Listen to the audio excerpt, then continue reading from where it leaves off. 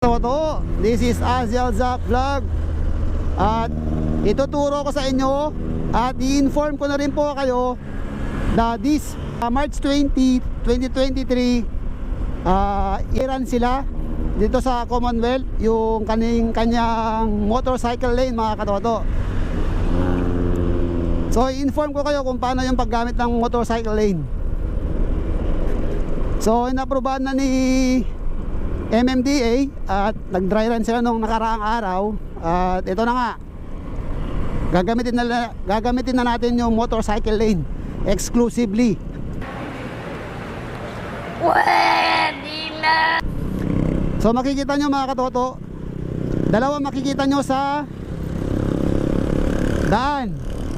Isang putol-putol, makita nyo mga katoto, putol-putol. Yan. Tapos isang solid lane magkabilaan.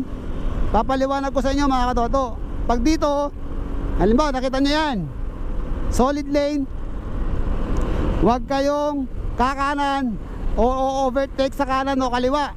Dapat steady lang kayo dito. Huwag kayong papasok sa kaliwa, huwag kayong papasok sa kanan. Okay? Ito, nakikita nyo broken line na, mga katoto. So pwede ka na mag-overtake nyan pakaliwa or pakanan.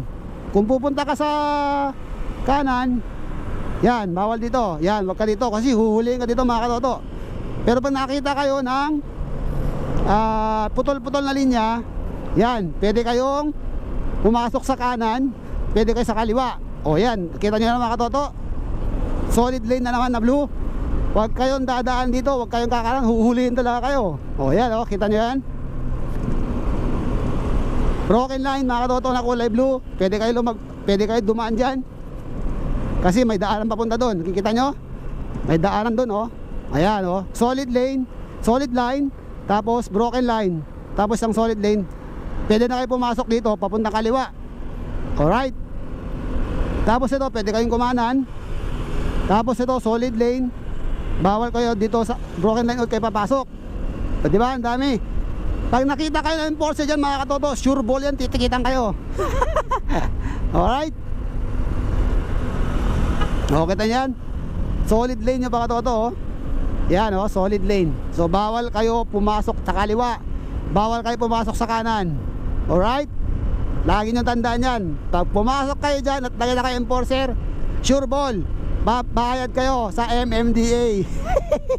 O yan, broken line sa kaliwa, pwede kayo pumasok sa kaliwa. Broken line sa kanan, pwede kayo pumasok sa kanan. O, kita yan. Yan, pwede yan. Kotse, lahat pwede dito, kotse. Basta makita nyo ang broken line, pwede kayo pumasok. O. Tapos solid lane ulit. O, bawal sila pumasok dito. Bawal silang mag-steady dyan. Huhuliin yan, mga katoto. Kita nyo yan. Huhuliin yung mga yan. Pag napates na sila sa run ng exclusive for motorcycle lane. Yan, oh. Broken line ulit, tapos solid line, tapos broken line, solid line na naman ulit. O yan. Ito, tuloy-tuloy dapat kayo dyan. Huwag kayo magpapakita sa enforcer. Napapasok kayo sa kaliwa, tapos papasok kayo sa kanan, huhulihin kayo dyan, mga katoto. Alright? So, sana may mapupulutan kayo sa video na to, mga katoto. Kasi napaka-delikado dito sa Commonwealth. Pag hindi kayo marunong sumunod, huhulihin kayo, matitikitan pa kayo, abala pa sa inyo, mga katoto. So ganito, tuloy-tuloy lang kayo dito. Sinasample lang ko kayo, mga katoto, ha, para alam niyo yung gagawin niyo sa March 20. Pag na-approve, pag umukay na si MMD dyan at pinatupad na to, mga katoto, naku, mag-ingat kayo. Wala kayo ligtas dyan, mga katoto. Yan, oh.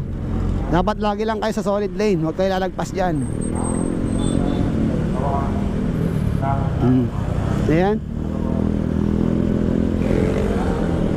Yan, huli yan pag ganyan. Pag lumagpas kayo sa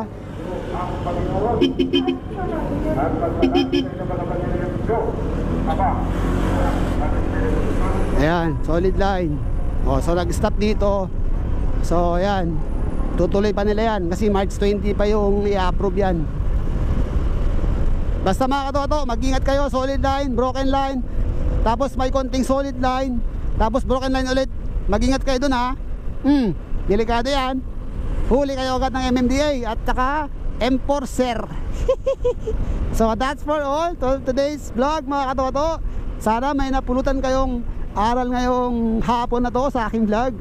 Thank you and God bless. That's for all. And please don't forget to subscribe to my YouTube channel. Siyempre mga katoto, Adil Jack Vlog. Thank you and God bless. Bye bye.